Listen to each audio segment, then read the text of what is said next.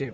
হাসিনা একদিনে তৈরি হয় নাই, হাসিনা তৈরি হয়েছিল ছোট্ট আমাদের ছোট ছোট এই অধিকার হরণের মধ্য দিয়েই। তো আমরা আরও একটি মনস্টার দেখতে চাই না। আমরা চাই যে দেশবাসী তাদের অধিকারের ব্যাপারে সচেতন হবে। শুরুতেই যারা এই ধরনের অধিকার হরণের কাজ করছে, শুরুতেই তাদেরকে থামিয়ে দেওয়ার জন্য সবাই মিলে কাজ করবে। এখানে একটা সূক্ষ্ম একটা সমস্যা আছে, সেটা সবাই হয়তো ধরতে পারছেন, যে একটি রাজনৈতিক দল বিএনপি এবং তাদের যে ছাত্র সংগঠন ছাত্রদল, তারা তাদের সর্বোচ্চ শক্তি দিয়ে এই নির্বাচনকে আটকানোর জন্য চেষ্টা করছে, যার কারণে আমাদের যে লড়াইটা সেটি আরও দীর্ঘ হচ্ছে। বিশ্ববিদ্যালয় প্রশাসন কিংবা আমাদের বিশ্ববিদ্যালয়ের শিক্ষার্থীদের জায়গা থেকে আমাদের যে লড়াই করার পেরিফেরিটা সেটা অবশ্যই ছোট। একটি রাজনৈতিক দল যখন তার সমগ্র শক্তি দিয়ে আমাদের বিরুদ্ধে এবং আমাদের ছাত্র সংসদ নির্বাচনকে আটকানোর জন্য কাজ করে, তখন আসলে আমাদের লড়াইটা আরও বড় শক্তির জন্য হয়। যতটুকু জানতে পেরেছি, সরাসরি এই আইন আদালত বিষয়ে সর্বোচ্চ পর্যায় থেকে এইটাকে উঠানোর ব্যাপারে নিরুৎসাহিত করা হয়েছে। আর ওইখানে কোথা থেকে প্রেশার আসতে পারে এটা আমি জানি যে দেশবাসী জানেন। এবং এটার কিছু ঘটনাবলী আমি যদি আপনাদের বলি, আমরা গতকালকে দেখেছি যে একটি দলের ইউনিট থেকে শুরু করে সেন্ট্রাল পর্যন্ত, বিএনপির আমাদের বিশ্ববিদ্যালয়ের শিক্ষকবৃন্দ থেকে শুরু করে তাদের হাইকমান্ড পর্যন্ত, আপনারা মিডিয়ার সামনে দেখেছেন মির্জা ফখরুল ইসলাম আলমগীর সাহেব নিজে কিন্তু বলেছেন যে ছাত্র সংসদ বন্ধ করার ব্যাপারে ওনারা ভূমিকা রেখেছেন। কি কর্মসূচি আছে? আমাদের হচ্ছে অবস্থান কর্মসূচি চলমান থাকবে।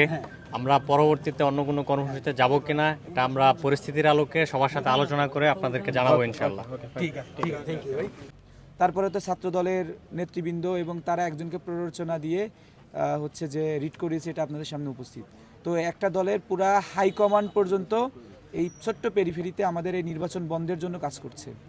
তো স্বাভাবিকভাবেই তাদের বিশাল আইনজীবী প্যানেল, বিশাল শক্ত শক্ত আইনজীবী এরা থাকার কারণে তারা সহজেই এটাকে প্রভাবিত করতে পারছেন।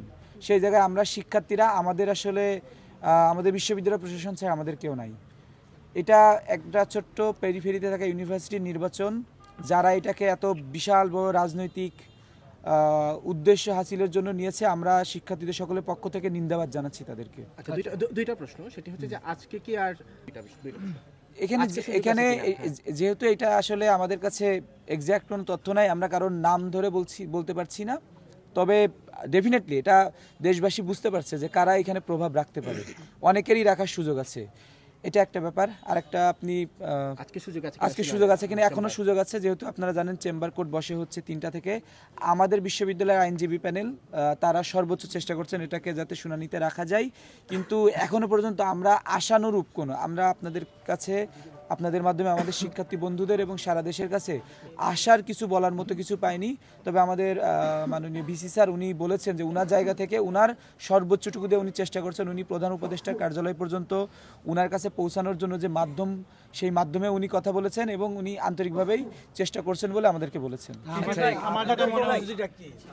এই জন্য তারা চেষ্টা করছে যাতে যে চেম্বার কোর্টে শুনানিতে যাতে না ওঠে, এবং আমরা আমাদের বিশ্ববিদ্যালয় থেকে যতগুলো কানেকশন আছে, ভিসি স্যার যতগুলো মাধ্যমে কথা বলা যায় তিনি আশ্বস্ত করছেন, তিনি ফজরের নামাজের পর থেকেই সবার সাথে যোগাযোগ করার চেষ্টা করছেন।